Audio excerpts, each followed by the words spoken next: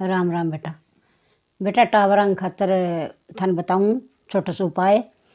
जेकिन खांसी हो जाए, मोटा न हो जाए, ची टाबर न हो जाए, तो अदरक को पानी काट गे और माड़ो सो सेत मिला गे चमचा गमा, 2-1 बूंद सेत हुए, 2-1 बूंद पानी हुए और माड़ो सो कोसो कर गया टाबर ने प्या दे, तो कितो ही तकड़ो नमूनी हुए चाहे खांसी हुए बीऊ आराम मिले। आ बेटा जरूर देना चाहिए टाबर ने, ध्यान रख के। राम राम।